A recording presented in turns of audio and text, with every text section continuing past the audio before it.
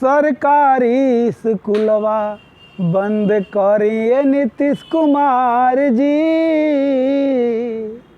कि शराब बंदी फेल भइल, कि दारू बंदी पोल खुल गइल, बिगड़ल पूरा बिहार जी। नालंदा के सोनुआ के बाद से आज पूरा देश में बिहार के छवि के चर्चा बा।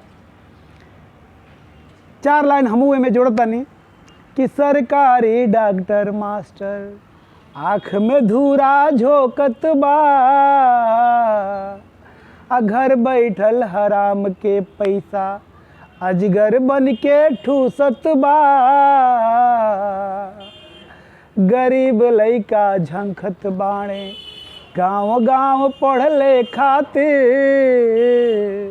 आ नॉलेज पकिया चाही सर्विस प्राइवेट सेक्टर खातिर।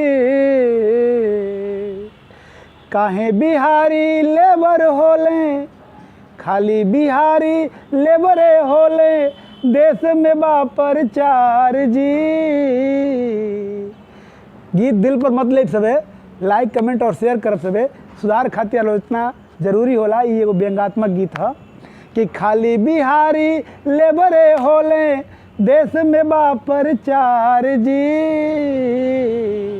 आ सरकारी स्कूलवा बंद करिए नीतीश कुमार जी। जय राम जी के।